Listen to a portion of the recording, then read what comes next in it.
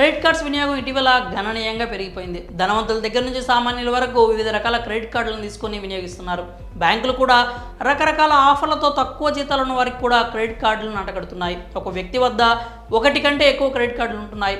Online shopping కోసం నగదు అవసరమైనప్పుడు కార్డ్ స్వైప్ చేసి తీసుకోవడం, క్రెడిట్ కార్డులను విరివిగా వాడేస్తున్నారు. ఒక్కోసారి పరిమితికి మించి వాడడం, సకాలంలో ఆ బిల్లులు చెల్లించలేకపోవడంతో ఆర్థిక భారం ఎక్కువైపోతూ ఉంటుంది. అయితే క్రెడిట్ కార్డులను మితిమీరి వాడడంతో మరింత పేదరికంలోకి నెట్టివేయబడుతున్నామా, ఆర్థికంగా చితికిపోతున్నామా అనే సందేహాలు కలకమానడం లేదు. క్రెడిట్ కార్డులతో లాభం ఎంత ఉందో దాన్ని సరైన పద్ధతిలో వాడకుంటే నష్టం కూడా అంతే స్థాయిలో ఉంటుంది. ఎలాగో చేతిలో క్రెడిట్ కార్డు ఉంది కదా అని ఇబ్బడి ముబ్బడిగా వాడేస్తుంటారు కొందరు. ఆ తర్వాత ఆ బిల్లులను చెల్లించలేక నానా తంటాలు పడుతూ ఉంటారు. సకాలంలో క్రెడిట్ కార్డు బిల్లులు చెల్లించకుంటే బ్యాంకులు భారీగా వడ్డీ రేట్లను వసూలు చేస్తుంటాయి. పైగా పెనాల్టీలు కూడా విధిస్తుంటాయి. క్రెడిట్ కార్డు అప్పటికప్పుడు ఆర్థిక అవసరాలను తీరుస్తుంది అనడం ఎంత నిజమో, ఆర్థిక భారానికి కారణమవుతుంది అన్నది కూడా అంతే నిజం. క్రెడిట్ కార్డులో మినిమం బ్యాలెన్స్ ఆప్షన్తో మరింత ఆర్థిక భారం పడే అవకాశం ఉంది. ఎందుకంటే బిల్స్ని ఒకేసారి చెల్లిస్తే ఎలాంటి ఇబ్బంది ఉండదు, కానీ ఆ ఆప్షన్తో కొన్ని సంవత్సరాల పాటు బిల్స్ చెల్లిస్తూ ఉంటే మీ సంపాదన ఇక్కడే కరిగిపోయే ప్రమాదం ఉంది అంటున్నారు నిపుణులు.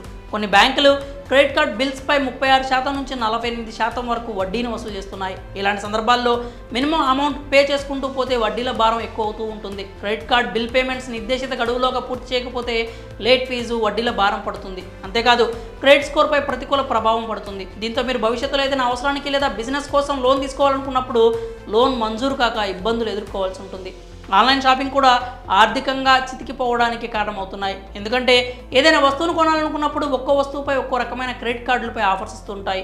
అలాంటి సందర్భాల్లో ఆ ఆఫర్లను వినియోగించుకునేందుకు అన్ని బ్యాంకుల కార్డులు ఉంటే బాగుండు అనిపిస్తుంది. అయితే అన్ని క్రెడిట్ కార్డులను వినియోగించుకోవడం కుదరకపోవచ్చు. అయినప్పటికీ వార్షిక ఛార్జీలు, రెన్యువల్ ఛార్జీల భారం ఎదుర్కోవాల్సి ఉంటుంది. ఈ కారణంగానే డబ్బు వృధాగా ఖర్చు అయిపోతూ ఉంటుంది. ఈ కారణాలతో క్రెడిట్ కార్డుల వాడకం ఆర్థిక భారానికి దారితీస్తుందని బిజినెస్ నిపుణులు వెల్లడిస్తున్నారు. మరి మీకు కూడా క్రెడిట్ కార్డును విపరీతంగా వాడే అలవాటు ఉంటే ఆచితూచి వాడుకోవటం బెటర్. మరి క్రెడిట్ కార్డుల వాడకంతో పేదవాళ్ళుగా మారుతున్నామా అన్న దానిపై మీరేమనుకుంటున్నారో మీ అభిప్రాయాల్ని కామెంట్స్ రూపంలో తెలియజేయండి.